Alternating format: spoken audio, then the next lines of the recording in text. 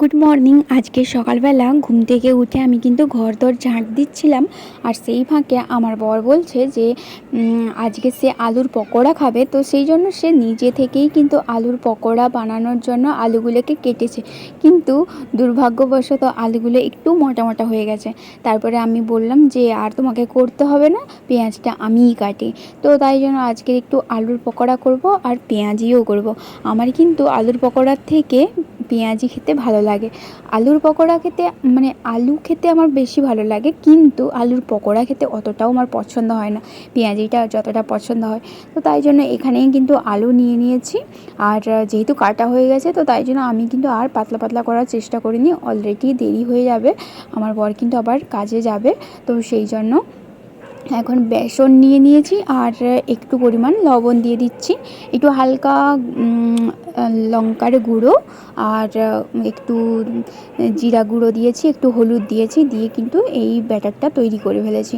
এবারে কিন্তু কড়াইতে অলরেডি তেল দিয়ে আমি কিন্তু তেলটা গরম করে ফেলেছি অলরেডি। তো এখন কিন্তু এক এক করে ছেড়ে দেব আলুর পকোড়াগুলো। আর আমাদের বাড়িতে বলতে গেলে অনেক দিন পরেই কিন্তু আলুর পকোড়া হচ্ছে। তো আমি কিন্তু এতদিন ধরে ভিডিও বানাচ্ছি, কিন্তু আমি আমার বরের সামনে জানি না কেন ভিডিওর যে এডিটিং, যে ভয়েস দেওয়া, এটা কিন্তু আমি করতেই পারি না, এখনও পর্যন্ত আমার হয় না। এমনি কথা বলছি ভিডিওতে সেটা ঠিক আছে, কিন্তু যখন ভয়েস এডিটিং দিই তখন কিন্তু আমি বলতেই পারি না বলতে গেলে। তো সেই জন্য আমার বর চলে এসছে, তো সেই জন্য আমার খুব হাসি পেয়ে গেছে। তো এটা এখন কিন্তু আলুর পকোড়াটা হয়ে গেছে, আর দেখতে দেখতে আমি পেঁয়াজিটাও কিন্তু ওই একইভাবেই কিন্তু করে ফেলেছি। দেখতেই পাচ্ছেন পেঁয়াজিগুলো না একটু ভেঙে গেছে, জানি না কেন এরকম হয়ে গেল। এই যে এতগুলো আলু কেটে ফেলেছি, আজকের একটু এঁচোড়ের তরকারি করব। তার জন্য কিন্তু আমি বেশি পরিমাণে আলু কেটে ফেলেছি, কারণ আজকের রাত্রে আবার ওই আলুর তরকারি দিয়ে আলু দিয়ে মুড়ি মাখিয়ে খেতে বেশ আমার ভালো লাগে। এঁচোড়ের তরকারি পুরো চিকেনের মতন লাগে, আর তার জন্য রাত্রে মুড়ি দিয়ে খেতে ভালো লাগে। তো আজকে ভাবছি ভাত খাবো না, রাত্রে মুড়িই খাবো তরকারি দিয়ে। তো সেই জন্য একটু বেশি পরিমাণে আলু কেটেছি, আর অনেকগুলো আলু হয়ে গেছে, দুটো আলু কেটেছি বড় বড় দেখে, তো সেটা কিন্তু অনেকটাই হয়ে গেছে।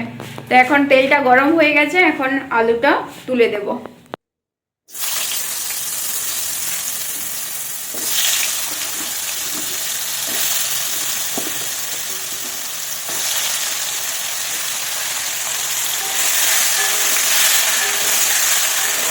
একটু হলুদ দিয়ে লবণ দিয়ে বেশ ভালো করে ভাজছি, আর ভাজবো এটা। আর এই যে তেল ছিটকালো না, হলুদ দিয়েছিলাম বলে, না হলে কিন্তু এইটা পুরো তেল ছিটাতো।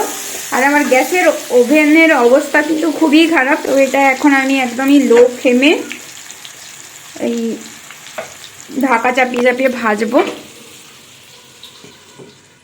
এই পাশে এই যে দুধটা গরম করতে বসিয়ে দিয়েছি। এই যে এঁচোড়টা, এটাকে কাটবো এখন। আলুটা ভাজা হয়ে গেছে, এখানে পেঁয়াজ কেটে ফেলেছি, আদা রসুনের পেস্ট করব, টমেটো দেব, আর এই যে এঁচোড়টাকেও কেটে ফেলেছি।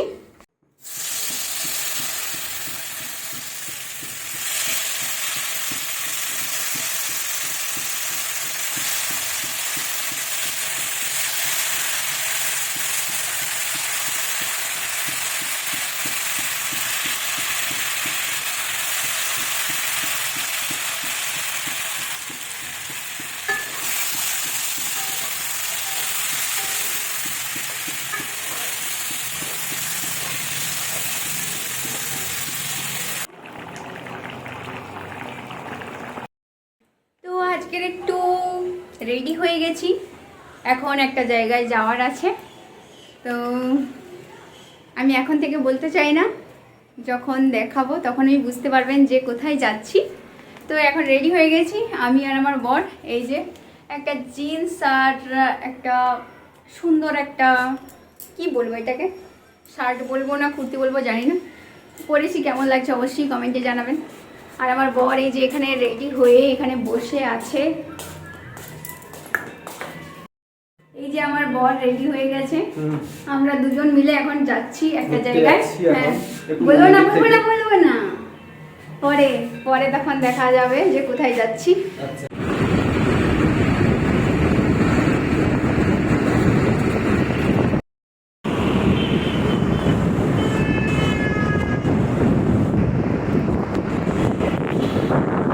এই যে দেখুন কোথায় চলে এসেছি, আজকে কিন্তু ঝাড়খণ্ড বাবার মন্দিরে চলে এসেছি, মানে শিব মন্দিরে। আমাদের কোয়ার্টার থেকেই তো দেখা যায়, দেখেছেন আমি অনেকবার দেখিয়েছি। আর এর আগেও কিন্তু আমরা বেশ দুবার মতন এসেছি, টোটাল 2-3বার মতন এসেছি। তো আজকের কিন্তু অনেক দিন পরে আবার মনে হলো যে ভগবানের একটু দর্শন করে আসি, তো সেই জন্য আজকে কিন্তু চলে এসেছি এই যে এখানে। আর এখানে দেখছেন আজকের কিন্তু বেশ মোটামুটি ভিড় হয়েছে, কিন্তু এই কিছুদিন পরে কিন্তু আবার শিব পূজাও আছে। আর এই পাশে দেখুন ছেলেরা বসে আছে, আর এই পাশে কিন্তু মেয়েরা বসে আছে, মানে আলাদা আলাদা লাইন থাকে। আর বসার জায়গাও কিন্তু আলাদা, ছেলে মেয়ে একসঙ্গে কিন্তু বসে না। আর এই যে দেখুন কত সুন্দরভাবে সাজিয়েছে ফুল দিয়ে, আমার তো বেশ ভালো লাগছে। আমি একটু ভিডিও বানিয়ে নিচ্ছিলাম। আর এই যে দেখুন এই গাছটাতে যে কত ময়ূর আছে বলার কথা নয়। আমার বর এই যে ঘন্টা পিটছে, আমি বলছি আর সবসময় তুমি ভিডিও বানাও, আজকে তোমার ভিডিও আমি বানিয়ে ফেলি। আর এই যে দেখুন এখানে আমরা কখনোই আসি না, মানে এই পোর্শান থেকে আসি না, ওই বাইক থেকে আমরা একটু তুলে নিই। কিন্তু আজকের এই পাশটাও ঘুরে একটু দেখলাম, বেশ ভালো লাগছে। আর এখানে তো এটা একটা সমাধিস্থল, তো সেখানে আমি জানি না শিখদের ইনি কোনো একটা গুরু, আমার ঠিক মনে নেই, ভুলে গেছি এই মুহূর্তে। তো ওনারও মন্দির আছে, শিব মন্দির। সত্যি তো ময়ূর যদি এখানে আসতো রে, এখন ময়ূর ভিতরে দিকে থাকে। হ্যাঁ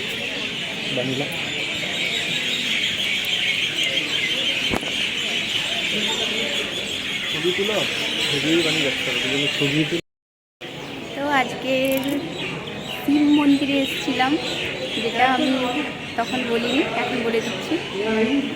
এই যে এটা আমাদের ঘর থেকে দেখা যায়, কোয়ার্টার থেকে। হ্যাঁ কোয়ার্টার থেকে দেখা যায়, সামনেই এটা। এই পাশে মন্দির।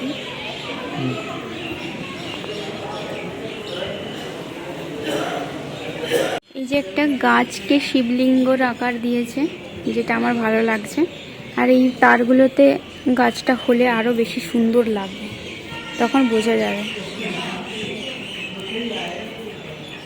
তো এখন কিন্তু দর্শন হয়ে গেছে, তো এখন কিন্তু কোয়ার্টারের দিকে আবার ফিরবো। আমার তো যেতে ইচ্ছে করে না, কিন্তু এখানে একটা টাইমের মধ্যে ঢুকতে হয়, তো তাই জন্য বাধ্যতামূলক চলে যেতে হবে এখন আমাদেরকে।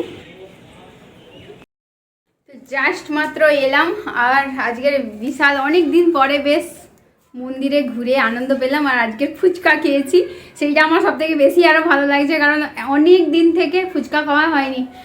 মানে এখানে আসার পর থেকে তো ফুচকাই খাইনি না, মানে সেই অনেকদিন আগে সেই যে হাওয়া মহলে গিয়েছিলাম, সেখানে জলমহলে গিয়েছিলাম, সেখানে একবার আর একবার কমপ্লেক্সে খেয়েছি। এই দুবার ছাড়া, এত দিন হয়ে গেল এখানে, এই দুবার ছাড়া ফুচকাই খাওয়া হয়নি। আজকে খেয়েছি, আজকেরও আবার সেই হাওয়া মহলের মতন। এখানে কমপ্লেক্সের দোকানের ফুচকাটা আমার অতটা ভালো লাগেনি, একটাই জল দেয়। আর আজকে যেখানে খেয়েছিলাম অনেকগুলো জল দিয়েছে, তো বেশ ভালো লাগছে, আমি বিশাল খুশি। তো আজকের ভিডিও এখানে শেষ করছি, দেখা হচ্ছে নেক্সট ভিডিওতে, টাটা।